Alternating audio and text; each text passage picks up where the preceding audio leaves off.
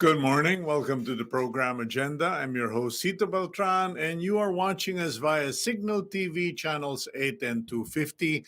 Thank you for subscribing to Signal, and thank you also for those watching us via Facebook.com/OneNewsPH and via YouTube OneNewsPH. We also would like to extend our gratitude to PLDT, Philippine Long Distance Telephone, yun po yung kanilang traditional name, for their home fiber optic internet that keeps us continually on air.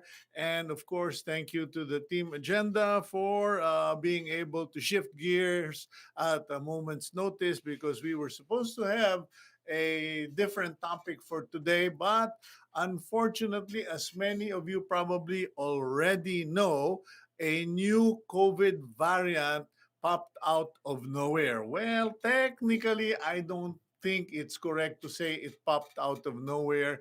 I think it has been lurking in Africa, particularly South Africa for that matter, and it had been there for a time, but it had not spread like wildfire until recently. And now the whole world is in a panic because just when everybody was talking about easing restrictions, particularly here in the Philippines, particularly travel between the United States and the Philippines, and after the United States opened up its borders for tourists, suddenly everyone now has to recalibrate, take a defensive position, a momentary defensive position, and lock down. Well, not all countries, but the one country that really went on full lockdown, as in close their borders to all people, was Israel, because you might recall Israel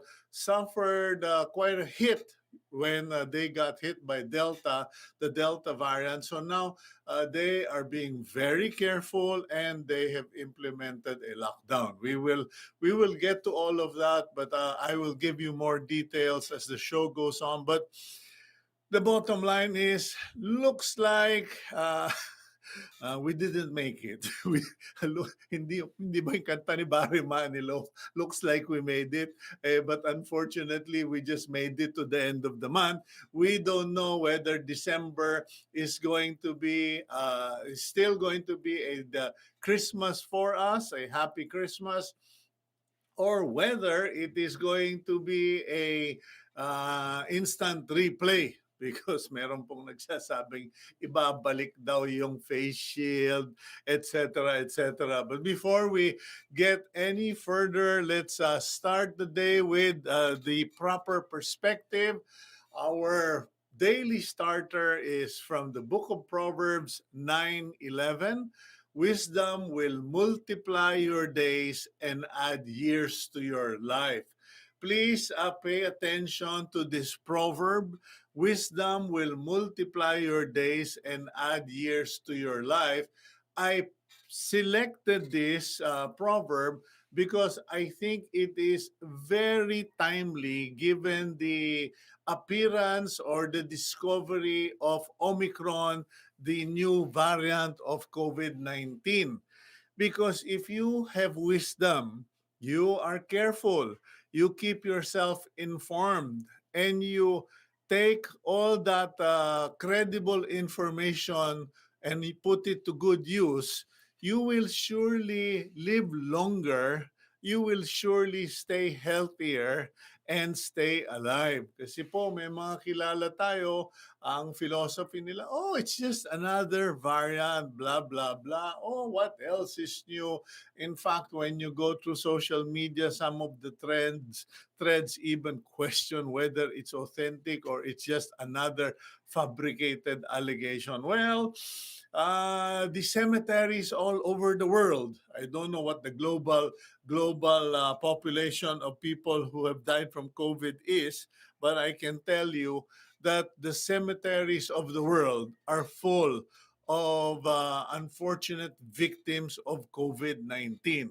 COVID-19 will kill you, and if you lack wisdom, surely your days will be short. So Proverbs 9:11, tayo pati number no? 911, wisdom will multiply your days and add years to your life. So yan po. Now, let's now go to the front page of the Philippine Star so that you can all figure out what's really going on. The headline of the Philippine Star, November 29, 2021, Monday, more countries added to Philippine travel entry ban. Okay, I will just read it directly from the front page because this has to be properly disseminated. The government has added more countries to its red list and has suspended a policy allowing fully vaccinated nationals of non-visa required green list countries to enter the Philippines as a precautionary measure against the new COVID-19 variant Omicron. Aside from South Africa, Botswana, Namibia, Zimbabwe, Lesotho, Eswatini, and Mozambique, the government's pandemic task force approved the placing of Austria, Belgium, the Czech Republic, Hungary, Italy, the Netherlands, and Switzerland under the red list effective yesterday until December 15. Acting presidential spokesman Carlo Nograles said inbound international travel of all persons, regardless of vaccination status, from or who have been to red list countries, jurisdictions, or territories within the last 14 days prior to arrival to any port of the Philippines shall not be allowed. Only Filipinos returning to the Philippines via government-initiated or non-government initiated repatriation and bayanihan flights may be allowed to entry subject to the prevailing entry and testing and quarantine protocols for red list areas. Yan po, no? And in the meantime, they are still studying other countries because apparently the virus has spread, and now it's a question of what countries are going to be included in the ban or restricted entry from those destinations. Okay, or those port of origins. Let's now go to the top of the Philippine Star, the header.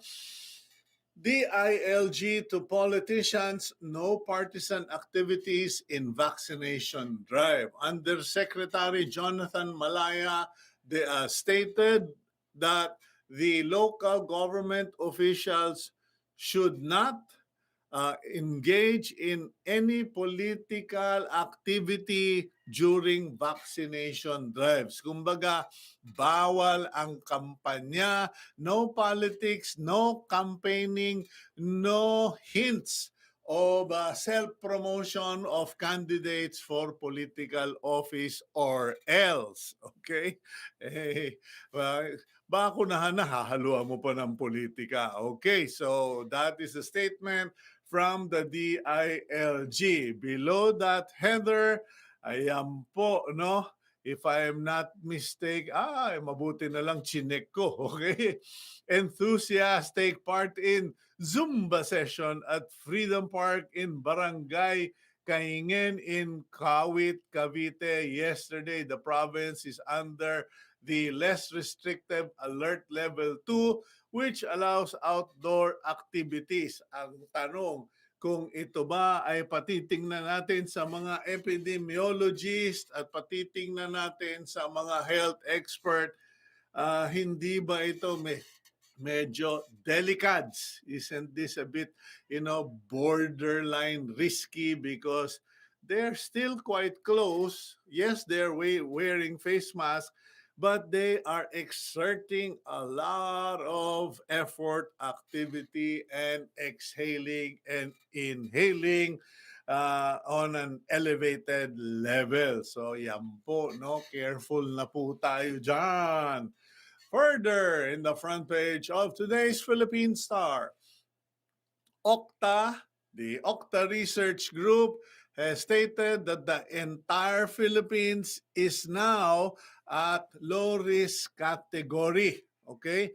Because the daily cases of COVID-19 is still on the downtrend and is averaging less than 1,000 new cases per day with a reproduction number of 0.34. Okay, so based on the average daily attack rate, the incidence rate of less than 1 per day per 100,000 population is considered low risk. Okay? So kokonti na lang daw. Okay. Pero be careful, may mga nagtatago pa rin. Pero mga may mga nagtatagong non-quarantined non-vaccinated NB hindi North Vietnamese, non-vaccinated people dito sa Pilipinas ayaw magpabakuna. Anyway, that photo is not about China. It is the Philippine Navy multi-capable frigate BRP Jose Rizal alongside the Pakistan Navy's most advanced frigate PNS Tungri taking part in passing exercises held in the waters of the Matinloc gas platform in Palawan. Okay, so yan po parang mga exercise like friendly activities among allies and friends, naval friends. Okay. Uy, totoo ba to? Medyo nakaka-nervyos yata yan ha? Please check our wait a minute, medyo sandali. Iba yung binabasa ko yung pinlas nyo iba. Our apologies. I think there was a mistake in that. I don't know who made that chart, but that was not the tally of Philippine cases. The COVID-19 tally of Philippine cases based on the Philippine Star here as of November 28, yesterday, okay, what is 838 na laang, okay? It is down to 838 nationwide reports as of yesterday, okay? And even the deaths still triple digit, but it is down to 156, okay? It used to be in the 300s, 200s, 190s. Now it's down to 156. So let's take the positive where we can find positive, and that's it. So vastly improved tally of cases. Okay. Unfortunately, below that chart, okay, there is a story or a statement taken from the briefing of the National Task Force. Policy Chief Implementer Carlito Galvez Jr. said the government would be looking at the possibility. Sandali lang po. Ano ba yan? Mukhang na-virus na yung ating, last week pa yan. Okay, government mulls bringing back face shields. Okay, Secretary Carlito Galvez stated or is quoted as saying that they are considering the re-implementation of the wearing of face shields as a requirement in public spaces because that is the direction being followed by Secretary Duque and the World Health Organization because it gives additional protection. Ako po, maraming papalag po dyan. Okay? So we will see what we shall see. So let's go back to the front page of the Philippine Star. DND probes China claim that Philippines committed to remove the ship. If you remember last week, the Chinese foreign ministry spokesperson stated that the Philippines should remove the BRP Sierra Madre from the Ayungin Shoals as per our Manila's commitment. Ang tanong, and it is the thing that is being investigated now by the Department of National Defense, who allegedly made the commitment to China to remove BRP Sierra Madre. Because as far as the Secretary of Defense is concerned, and I quote, I am not aware of a precious commitment, a previous commitment siguro ito, no? Mali ngayong umaga, no? But what's written is, I am not aware of a precious commitment. It's probably previous commitment to remove the Sierra Madre. According to the Chinese, the commitment was made immediately after the ship ran aground in 1999. Lorenzana said yesterday. If so, why was the ship not removed and it is still there? I am trying to find out about the commitment. In any case, alam niyo po, careful po tayo mga Pilipino. Be careful. Do not allow that that allegation become a seed of discord. Diba? Kasi alam niyo mo naman po, yung mga ilan dyan sa China, hindi ko naman nilalahat, pero yung kanilang spokesperson, gawa-gulo yan eh. Mahilig yan mag-issue ng statement. He loves to make incendiary statements, or he's very combative, particularly with our territory. So this claim that someone made a claim in 1999, it is first, show me the paper, di ba? Show us the paper, the document, because it cannot be verbal. It has to be in writing, and name the person. Kasi ang mangyayari dyan, magtuturuan yan. Baka naman mamaya nang iintriga lang yan. Mag-aaway-aaway ang mga Pilipino, tapos yung taong yan, tatawa-tawa lang doon habang kumakain ng siopaw at siomay. Okay, let's go back to the front page of the Philippine Star. At the bottom of the Star, the sad story, the new potentially more contagious Omicron variant of the coronavirus popped up in more European countries on Saturday, just days after being identified in South Africa. Okay? Ang nangyari po dyan, it was noticed or given a concern, it was ranked as a variant of concern because it spiked. Nag-surge po. It went to several thousand cases, I think, in one day. So people, like, what on earth is going on there? So by the time they figured out there was a problem, there were already several people who had gone into South Africa, had left South Africa, and had been found positive. Now, yun po yung mga hinahanap nila ngayon. There's already case confirmed in Germany, Italy, Belgium, Israel, and Hong Kong.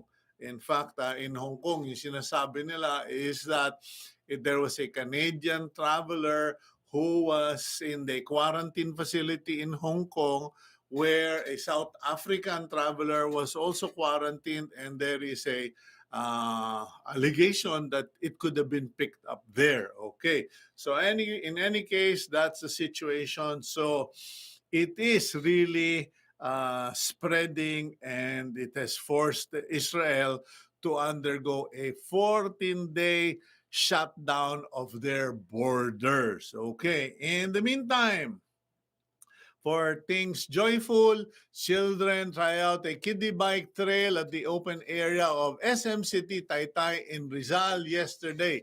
The bike trail was launched as part of the mall's efforts to promote bike safety among children and in observance of National Bicycle Day every fourth Sunday of November. Bravo!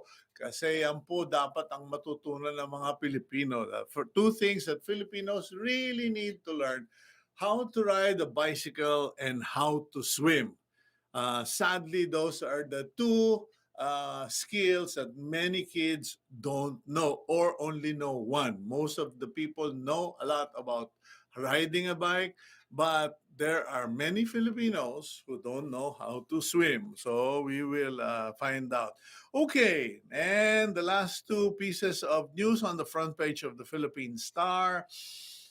The number of Filipino families who classified themselves as poor decreased from an estimated 12 million in June 2021 to around 11.4 million in September 2021, according to the SWS survey, a national self-rated poverty survey released over the weekend. Okay, so 45% na lang compared to June's 48% of those surveyed. So, well, that's kind of, iffy because poverty is emotional.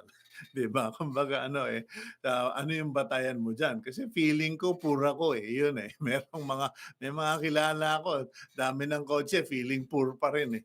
Okay, PUVs to be exempted from Metro Manila number coding. Kailangan pa bang i-memorize yan? Okay? The Metro Manila Development Authority announced that the public utility vehicles will be exempted from the number coding as it goes into effect, when it goes into effect. And that is the summary of news on the front page of the Philippine Star. So, let's now deal with Omicron, okay? The new variant, hindi na po si Delta ang flavor of the month ngayon or feared of the month, okay? Si Omicron na. Now, you might be wondering, wow, bigat naman ng pangalan, Omicron. Para tayong di ba? Para tayong Marvel superhero series.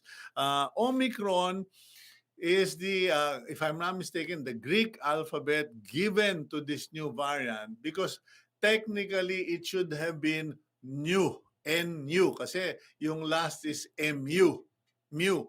Tapos dapat new.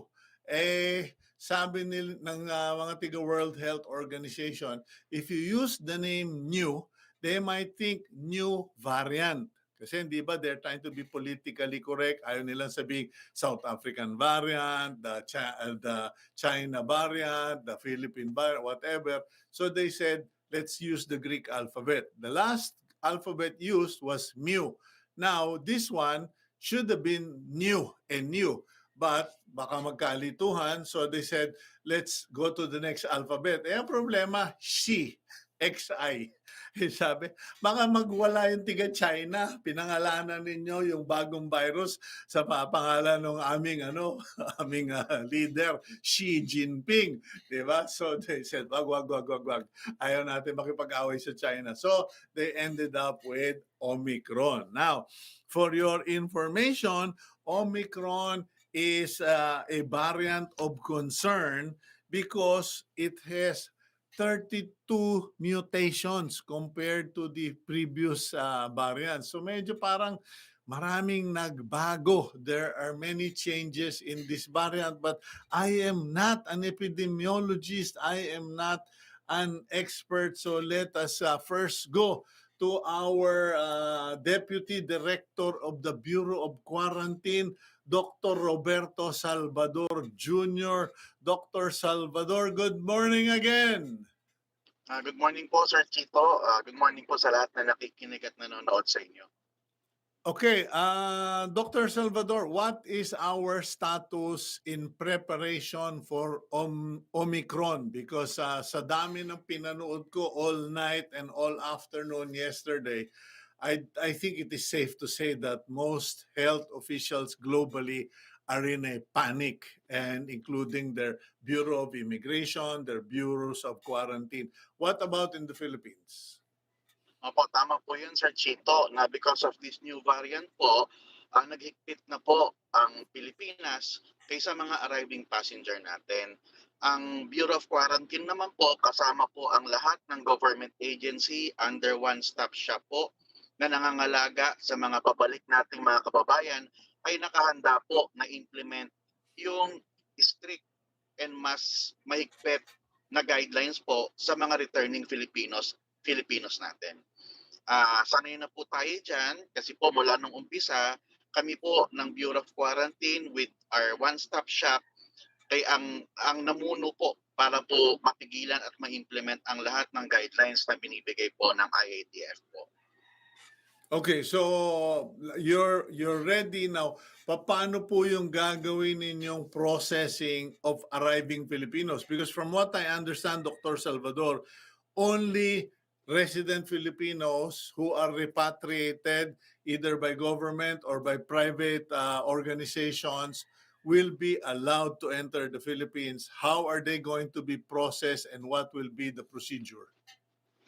Sa ilan po, yun pong sinasabi natin na in-implement natin yung One Health Pass. So lahat po dapat na nagparating na mga Pilipino dito sa Pilipinas, kailangan po mag-secure muna ng One Health Pass natin. Ito po yung tinatawag nating automated na system ng Pilipinas na required po sa lahat ng arriving Filipinos and even foreigners po. Kaya ito po, ini-streamline na natin ang lahat po ng proseso kaysa airport para po mas mabilis sila ma-process at makarating kagad sila sa destination nila sa quarantine facility.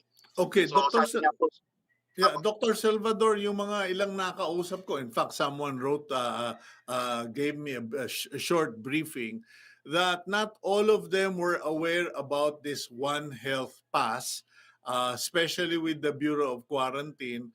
Paano ba ang setup right now? Are you informing the airlines or other counterpart agencies abroad that this is a requirement? Kasi parang ang nangyayari, when Filipinos arrive at the airport, those who don't know have to spend 20 minutes filling up the application or the form and then going through the process at the counters.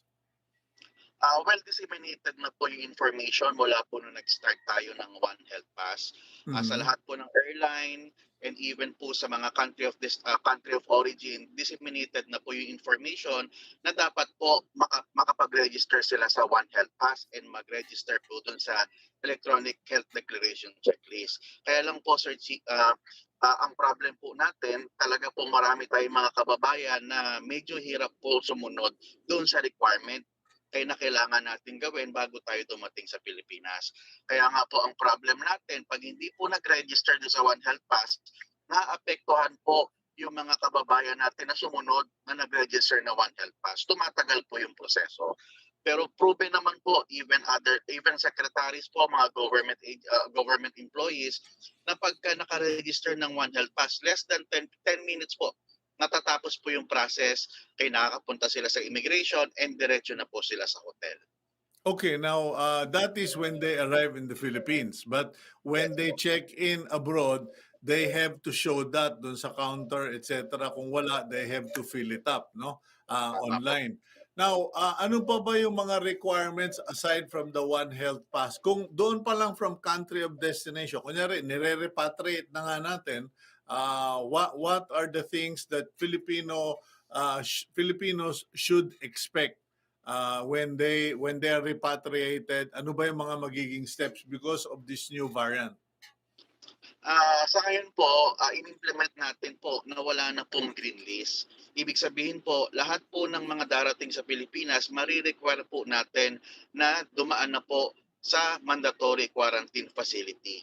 So Okay. depende po kung fully vaccinated with RT-PCR test, doon po magbabase kung gano'ng katagal sila mag-i-stay doon sa quarantine facility. If the passenger po is fully vaccinated and merong RT-PCR test 72 hours before dumating sa Pilipinas, 3 days po ang mandatory quarantine and magte-test sila on the 3rd day. Pag naman po walang RT-PCR test, 5th day po ang RT-PCR test and quarantine, and pagka unvaccinated po, 7 days po kaya sila tinetest po. is the pre-departure RT-PCR still on voluntary status, or is it now mandatory as far as the Philippine government is concerned? Mas maganda po, talaga po ang request natin is mandatory po para po depende rin po kasi doon kung gaano ka-short yung quarantine stay nila doon sa mandatory facility. So Mm. sabi nga po natin na pagka meron silang RT-PCR test, mas shorter po yung and fully vaccinated, mas shorter po yung quarantine nila sa hotel natin. Okay, are we screening simply for COVID-19, Doctor?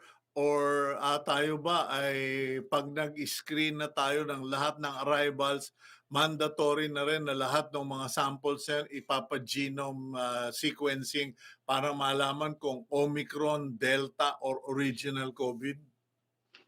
Since the time po ng Delta, ni-require po natin na lahat ng laboratory po na nag-ooperate sa mga arriving Filipinos natin, kailangan po dalawa yung sample na i-collect. Para po pag nag-positive sila, automatic po pinapadala po sa Philippine Genome para po ma-detect kung anong variant po yan. Especially po ngayon po may bagong Omicron po. Okay, Doctor, you said wala ng green list, green list. Did I hear you correctly? Okay, Tama po. so lahat ngayon, kumbaga, sasalain na, wala na yung, okay, you're green list, you are a blacklisted or red country, etc. So lahat will have to undergo the same procedure. Yes, sir po. Do Lahat we po have, magpo po. okay, do we have the capability and facility to handle that, or konti lang din naman ang bumabiyahe? Kasi alam ko merong quota system sa airport, di ba? Sa mga airport natin na you only, or the government only allows about 1,005 or 3,000 passengers a day. At least that was before, no? Pasensya ka na, doktor. Hindi ako lumalabas eh. Kaya ikaw na magturo sa akin. Ano ba yung current population allowed of inbound passengers and our capability to process? Opo, yun po. Ang allowed po natin na passenger po ngayon, yung capacity po natin is nasa 3,500 to 6,000 per day. And before po ng Omicron, ang gusto po ng government is i-increase natin yung capacity natin ng 7,500 per day. Naka-ready naman po yung system natin, ready naman po siya, yung mga hotel natin for quarantine, available naman po. So kaya nga po, ang masasabi ko po, ang buong one-stop shop team po na nasa airport na namamahala po ng pag-aasikaso ng mga returning Filipinos natin ay nakahanda po kaysa lahat ng procedure na kailangan pong gawin para maiwasan natin na makarating dito ang bagong kinakatakutang Omicron variant po. Okay, now, so far, what is the situation? Kasi siyempre, this thing was discovered only officially, I think, Saturday, ano? Ano na ang situation ngayon sa mga airports natin? And nagkakagulo ba? Kasi no reflection on the Philippines, no? It's a global situation. I saw a flight of, 2 flights in Schiphol Air in Amsterdam, I mean in the Netherlands, mid-flight biglang nagkaroon ng alert pag landing nila, lahat sila na inabot ng ilang oras. They were detained on board the planes, and immediately 60 passengers were found COVID positive coming from South Africa. Dito po ba sa Manila, sa NAIA or Clark or wherever, what are the observations? Have you seen anything? Wala pa naman nagbe-break sa news, so I presume wala. But what about the peace and the orderliness of matters?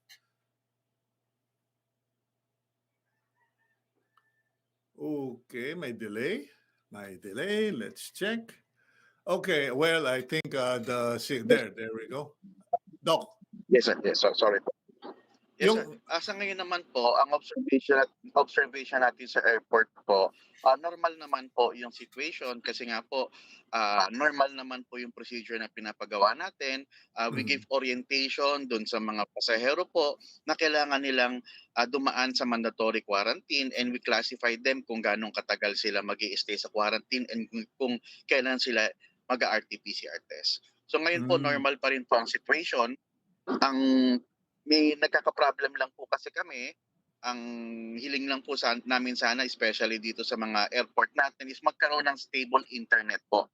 Kasi po yung process natin na sa One Health Pass dun sa automated natin, kailangan po ng stable internet. Okay. Kasi siyempre naka-QR code 'yun, hindi po ba? Yes po, opo. Ready na po yung One Health Pass natin, kailangan lang po talaga na suportahan tayo ng government sa isang magandang internet po sa lahat ng airport facility po natin. Kasi po yung One Health Pass po, hindi lang po ito sa Manila, lahat po ng i-open nating airport, gagamitin na po ang One Health Pass po para mas madali po ang proseso. Oo, 'yun ang actually pinag-uusapan nga Dr. Salvador dun sa ano, dun sa mga biyahe sa mga tourist destination and those sa mga uuwi for the Christmas holidays that, they're going to require that. Opo. And isa pa po, sir, kailangan din po namin ng tulong regarding po do sa manpower ng Bureau of Quarantine. Ngayon po Hmm, kasi, ang direction talaga ng government is talaga, nung hindi pa dumating ng Omicron, is talagang increase ang capacity. Kaya lalo mhm. ngayon parating na Pasko, kailangan po talaga namin ng tulong na makapag-add po ng additional manpower po sa Bureau of Quarantine. Lalo po ngayon nag-o-open tayo ng maraming airport, kulang po kami ng tao. Kaya nga po nagpapasalamat kami kay Yusek Raul sa DOTR na ngayon po, binibigyan po kami ng augmentation ng Philippine Coast Guard para po mas makatulong po, mas mapabilis po yung screening namin sa lahat ng arriving passenger namin. Sino bang, sino ba ang, sumasakop sa inyo? Under what department is the Under Bureau of Department of Health po ngayon. Under Department of Health po. Department of Health. So medyo, yeah, understandably, talagang manipis na ang Yes DOH. po. So Apo. tumatawag na kayo dun sa ibang departments, and perhaps we can also appeal to kayo ba tumatanggap ba kayo ng non-government physicians and volunteers? Kasi from the looks of it, dun tayo pupunta eh. Willing po kami tumanggap po ng mga non-government medical personnels po. Have you Opo, spoken opo. with the Red Cross? Nakipag-coordinate na po kami sa other government agencies, especially po sa AFP and Mhm. other uniform personnel po, kaya po nakapag-respond po ang Philippine Coast Guard po para po ma-augment kami. Okay.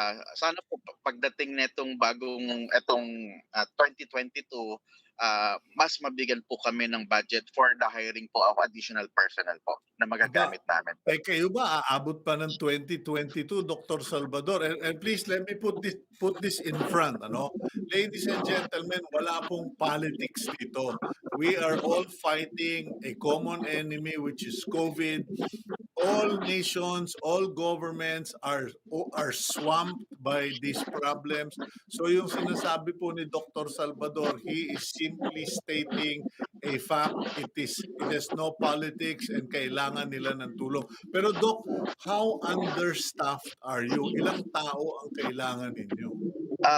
Sa ngayon naman po, kaya pa naman po, with the augmentation of the PCG, tumaas po yung manpower namin. Sa Terminal 1 po, ang target namin dapat po ang naka-duty sa amin is at least 30 manpower po per day. Mhm. Same with Terminal 3 and Terminal 2. Sa ngayon po, nasa 15 po, 15 to staff ang naka-duty namin. So, Okay. malaki po yung kakulangan namin, especially po 'pag nag-open na po ang Bohol, kulang Mhm. pa kami ng tao ng Bohol, and if mag-open po ang, General Santos, lahat po ng international airport natin i-o-open. So, talagang kailangan po namin ng manpower po. Yeah, because Naitulong na rin normally po natin naidulog na rin naman po natin sa DOH and tutulungan naman po talaga kami. Ang problem lang po siguro is end na po ng year yung budget po talaga. Because normally, iniisip lang natin na iya at saka Clark. Pero may mga direct flights na to Bohol, to Cebu. There is also, meron na rin bang direct flights to Katiklan? Dr. Salvador? Yes, sir. Yes, sir. Oh, may direct flights Apo. na rin to Ayun na po. Katiklan, di ba? Opo. And isa lang din po, hindi lang po ang pagbabantay sa airport and ports ang responsibility ng Bureau of Quarantine. Marami po kaming responsibility. For example po, yung issuance ng ICV, yung normal activity namin sa mga offices namin. Patapos na yung taon, iintay na naman nyo yung bagong budget. Hindi pa Yes po. yata nare-release, so may problema nga talaga kayo. Now, just my last question before we go to the break, Dr. Salvador. Yung process dyan sa mga airports, okay? Arriving passenger, strictly all Filipinos muna under repatriation program. Now, tinetest sila at the airport, correct? No, sir. At the hotel po ang testing po natin. Wala na po tayong testing upon arrival. So, sa hotel na po sila itetest either 3 days, 5 days, or on the 7th day. Depende po dun sa classification nila po. Yes, I know about the 3 days, 5 days, or 7 days. So there is no longer testing in the airport because yung ibang countries, they test at the airport, no? And they want to make sure before they allow people outside the airport na they know who is infected and who is not infected. Are we not taking a big risk by allowing passengers to go from airport to hotel quarantine? Kumbaga, no, and then magkakaroon ng interaction, etc. Baka hindi kaya makalusot yung Omicron dahil dyan. Una-una po, nag-require po tayo ng mandatory RT-PCR test sa lahat ng arriving passenger natin, and lahat po ng mga staff natin na nagmamanage po ng transport and process sa airport, transport from airport to hotel, ay alam po nila yung tamang infection control procedure. Kaya wala po tayong data na nagkaroon ng nahawang hotel staff ay doon sa mga nagmamanage natin sa hotel. So well-oriented po sila sa proper infection control protocol kay kung paano nila i-handle yung mga arriving passengers natin. Sino ba yung mga humahandle ng passengers sa hotels? Kasi iba yung from airport to delivering to the hotel. Pero pagdating sa hotel, the general feedback to me is ang kaharap mo doon, hotel staff na, except kung patatawag ka for testing. Apo. Sa mga hotel staff po natin, well-oriented na po ang mga hotel staff natin. Sa dulong po ng Department of Tourism, lahat po ng hotel staff po natin are well-oriented na po sa proper infection control procedure. So talagang may mga barrier po, nasusunod yung minimum health standard, kaya po na-maintain natin na wala pong nahahawang hotel staff doon sa mga ginagamit natin sa mandatory quarantine facility po. Okay, Dr. Salvador, I'll give you the chance to elaborate dun sa pangangailangan ng Bureau of Quarantine. What kind of backup or support staff do you need? Epidemiologist ba? Doktor, lab technician ba? Please, ikaw na magsabi, Doc, at saka kung ilan. We need po medical personnel po, doctor and nurses po, ay para po makatulong doon sa process natin in airports po. Kung may volunteer po, willing po kami i-accept siya with volunteer, pero mas maganda po sana syempre kung mabigyan kami ng additional budget for the hiring po to support po the manpower of all airport kay na-handle ng Bureau of Quarantine po. Okay, what about yung mga galing sa mga medical school at saka yung mga medtech na nag-aaral? Kasi siyempre makakakuha rin sila ng parang credits, hindi ba? Pag nagpo-volunteer sa ganyan. Pwede po natin i-explore po yung mga ganyang volunteers po. So pwede pong kumontak po sa Bureau of Quarantine or i-discuss po namin sa DOH if we will be allowed po to accept volunteers po sa mga students po natin or Mhm. yung mga hindi pa nagbo-boards na medical staff po. Pasensya ka na, Dr. Salvador. I'm just trying to throw all the Yes po, solutions opo. on the table Opo. because the worst thing that can happen to the Bureau of Quarantine is maghinagpis kayo pag kayo ay nalunod sa trabaho, hindi po ba? Apo, maraming salamat po sa tulong. Pero sa ngayon naman po, ina-assure po namin na sa tulong po ng lahat ng government agency po, nagagampanan po ng Bureau of Quarantine ang lahat po ng responsibility, lahat ng mandate ay na nakaatas po sa Bureau of Quarantine. Okay, well, please accept our gratitude, our thanks for the services of the men and women of the Bureau of Quarantine. Kami po ay nagpapasalamat at nagdadasal na masagot yung mga daing nyo o mga hiling ninyo ng concerned government agencies and volunteers. Thank you very much, Dr. Salvador. Maraming salamat po, Sir Sito. Salamat po. Okay, that's Dr. Roberto Salvador Jr., Deputy Director, Bureau of Quarantine, and there you have it. They're on the ball and they are prepared. They have process on the ground, but they don't have enough personnel and funds to sustain the protection. Okay, because the year is ending, and as you know, we operate on fiscal year. So their budget is essentially going to run out by the end of December 31. And that's when the surge comes, the surge of tourists, of travelers, and the Bureau of Quarantine is at the front line, particularly of our international gates and borders. So if you are a relative friend, a member of Congress, etc., of the Senate or any department, please wag naman niyo pong kalimutan ang Bureau of Quarantine because they are our first line of defense. Okay, it's 8:46. Let's go for a quick break. And when we return, we will bring in an epidemiologist and also a member of the National Immunization Technical Advisory Group, Dr. Kongki Lim Quezon, here on Agenda.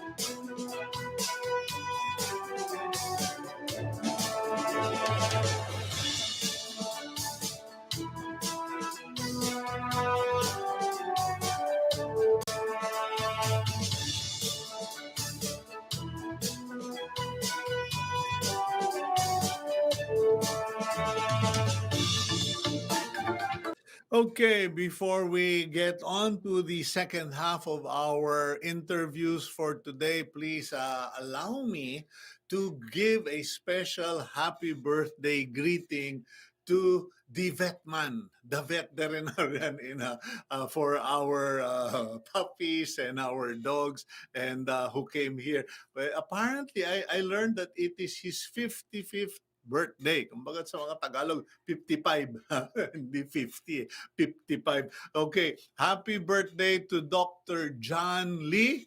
And that greeting was engineered by your wife, Dr. Joy. And I do hope you have a great day today. Thank you also for the visit yesterday, as well as the visit of Colonel Kati Katigbak, the gentleman coffee farmer and provider of Barako Coffee at kaibigan ko sa pag-aalaga ng sasabungin. Thank you for your visit, Colonel Kati, and Doc Carlo Ilagan for dropping by. Hope to see you soon. Anyway, let's move on to today's program. The Omicron variant of concern has got everybody on their toes. They are worried because this variant of concern seems to be very different and worrisome to many experts. Let's bring in the executive director of the South Asia Field Epidemiology and Technology Network, Inc., as well as member of the National Immunization Technical Advisory Group, Field Epidemiologist Doctora Consortia Kongki Lim Quizon. Doctora Kongki, welcome back to the program. Thank you, Sito, and a very good morning to you. Well, I don't know if I can call that good morning because, I was up all night, Doc Conky. Feeling ko para akong pre-med student eh. Mm-mm. Talagang inaral ko lahat ng report on the Omicron because, I wanted to get a feel, is this really something to worry about? Is this going to ruin our Christmas? Is this going to lock down everyone? Kasi we've been working so hard for travel to be restored, especially Mhm. between North America and the Philippines. Sila Joey Concepcion, di ba? I don't know. Correct me if I'm wrong. Mukhang iba ito ah. It's still the same dahil variant lang. Okay? Mhm. So, the good news is at least na-discover agad. So, we are on your toes, as you said. What makes this virus different, no? Kasi sabi ng WHO, the little that they know of it is that they found out that this particular variant has many mutations within the virus itself. At kapag ka maraming mutations within the virus, may impact yun sa, sige, are we still talking about the same virus? Will this Mhm. virus still behave the Mhm. same as the others? And therefore, if it behaves the same, walang problema. Kasi medyo Mhm. kilala na natin. Paano kung iba ang behavior?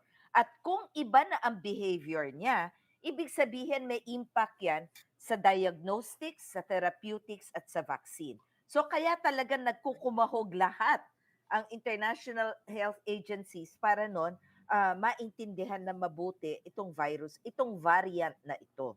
Why do I have the impression, Dr. Conky, that this is not a new, this is something that wasn't discovered last Saturday. Parang nadinig ko na itong B11529 na ito about a month ago. Pero parang hindi nila pinansin and then suddenly sumipa in the thousands. Oo. Well, that's not fair naman to say that hindi napansin, ano? By the very number, B point B1.1.529, ibig sabihin ika 529th variant 'yan. Dahil nga Mm, ang dami-daming variant na lumalabas. So ibig okay. sabihin na flag 'yan last month. Ganon. Mm, Pero hindi ibig sabihin na flag ng na-identify yun sige, irolyo mo na nakakatakot 'to. You need to have studies. You need to okay. understand it muna. Kung kaya't, actually, with the few that they know, I'm quite, happy if for want of a better term na grace na kaagad ng flag na, Is "Teka, that a teka, good this is." is that a good thing or a bad thing? Because if they only had a few cases or a few incidents globally, kasi sa South Africa daw, Teka pa 1,000 lang. 2,000 plus in a short period, and then only about 5 cases globally. Is that a good thing or a bad thing that the World Health Organization essentially for press the button? Oo, parang sinasabi mo, "Are you crying wolf?" 'Di Mhm. ba? O pero doon sa point of origin, which is 1,000, 2,000 cases, marami na 'yon kasi we live in a very small world with the air travel and sea travel. And then 'pag nakawala 'yan, kasalanan na naman nila kasi they didn't cry wolf. And they're Mhm. not crying wolf. Meron Yeah. talagang evidence. So, uh, better vigilant, I think. If Okay. they are, kung sinasabi mong too early, yung ganon, o baka naman mali yan, Mhm. better err on the right side, Yeah. 'di ba? No, no, no. I'm saying no, I'm not saying it's just too early or they're crying wolf. What I'm saying is that a good thing or a bad thing? Kasi kumbaga parang nung pinress yung button, nakakatakot ba talaga yan? Oo, oo. Um, it's a good thing because remember nung nag-press ng button at nagsabi sila, hindi para takutin tayo. Mhm. Actually they called everybody's attention before they said it was a variant of concern. Kumbaga dinisensitize nila tayo, sinabi nila na, "Oh, meron tayong dapat i-flag down, meron tayong Yeah, dapat na bantayan." And which then they did after last month. yeah, and then Mhm. after 1 or 2 days, itong recently lang, sa Mhm. kanila sinabi talaga na, "Oh, variant of concern na 'yan at eto, nag-designate na tayo ng pangalan." Okay, Doon. from what I've gathered, Dr. Conky, this variant has 32 mutations compared to the Delta. So as you pointed out, ang daming naiba sa karakter nitong variant na ito na it is now a point of concern if this variant is highly transmissible, if it is still controllable with the vaccination, and what are the potential levels of illness. You're the Right. epidemiologist. How or when will we know that Houston, we have a problem? Yes, as soon as possible, I hope, bago bumulusok, no? Talagang Houston, we have a problem. Now, what they are trying to ask us is that sana maging vigilant at maganda, robust ang surveillance system and laboratories ng mga country. Kasi as of now, talagang ang thank you sa South Africa na talagang sila ang unang nag-flag din na, oy, may bago. Ganon. Yung mga I understand na may mga reports na from UK, from Netherlands, from Hong Kong, may mga reports pero hindi nila na-pick up earlier kung hindi nag-umpisa mga lampag ang South Africa. So what Mhm. am I trying to say? Kailangan vigilant tayo na maka-identify din na sa ganun, alam ko saan na nga ba nagpupunta ang mga yan. Hopefully, hopefully wala pa. Okay? Pero as I said kanina, maliit na ang daigdig natin because of travel. So it's not, uh, I wouldn't be surprised kung meron makakalusot. Pero sana hanggat maari, wala muna. At mangyayari lang yan kung vigilant tayo sa ating surveillance system. Assuming, Doc Conky, that it is determined that this is more transmissible than Delta, how do we, what sort of defense do we put up against this? Because sa Delta, it was lockdown left and right. Mm-mm. Well, at the end of the day, it's still the COVID virus and it's still a Mhm. virus. And remember na ang problema kasi natin nung unang-una pa last year, para bang naunahan tayo ng takot, nagpanik tayo, hindi ba? Mm. So kumbaga, teka, okay, nandyan yan, huminahon tayo, may defense mechanisms tayo in place. Magmula dun sa individual na sinabi natin palakasin mo ang resistensya mo, hanggang dun Mhm. sa ating public health, yung basic public health measures natin, and the Yes. bakuna, of course. Mhm. Hindi naman sinasabing yung variant na yan, although sinasabing maybe may impact sa vaccination, but we don't know yet at the moment. So You, what the experts are telling us is that the vaccination will work. At hindi pa nag-work naman do sa Delta kahit na papano. well, the international experts that I was listening to last night were saying that they are confident by the end of the week, at least two big manufacturers will determine what the effect of this Omicron will be to their vaccines, no. Pero in the meantime, I'm wondering kasi I just spoke with our Bureau of Quarantine deputy director, and I discovered that they no longer do RT-PCR testing at the airport. Whereas in the Netherlands, in Schiphol, what they did was they tested two flights that had come in from South Africa, and they found out on the spot 60 out of 300 yata in one plane, Mm-mm. 60 were positive. Mm-mm. And so I was wondering, are we doing the right process na we are no longer doing the tests at the airport, Oo. that we are doing the tests in the hotel? Oo. Kasi no, number one, sa Schiphol, they can do that because they have direct flights from Cape Town, Johannesburg, Durban, Mm. South African countries. We don't. Okay? Mhm. So in order to do that sa any Tom, Dick and Harry na pumapasok, parang hindi yata talagang marapat. Okay? So number two, kuminsan kasi kung nahawahan lang ang mga taong yon somewhere or nag incubate pa lang, it's really quite possible na kahit nagawin mo doon sa airport, negative pa kasi nag incubate pa lang, hindi ba? Mm. Kung Okay, kaya okay. nga meron yung day 3, day 5, day 7. Kung kaya may Yeah. schedule na gano'n sa hotel, kasi doon yung most likely na makakatch mo. Kasi Sito, my next ano is, gawin mo sa airport. Paano kung nag-negative doon? Are they home free? Kung Correct. nag-positive, positive. Mhm. Kung negative, ano gagawin mo? Ganun pa rin, susundan mo rin dapat sa hotel para do sa Mhm. 3, 5, and 7, hindi ba? So I Okay. think tama naman yung diskarte natin this time. Okay. Well, I leave it at that, Dr. Conky, and thank you once again. Kanya kami nagtatanong sa mga expert kasi mahirap yun ang huhula. Nagtatanong lang naman. Okay. Thank you very much, Dr. Conky, and our best defense is always prayer. God bless you, Dr. Thank you. Okay, that's Dr. Consortia Lim Quizon, member of the National Immunization Technical Advisory Group. And I leave you with this week's blessing.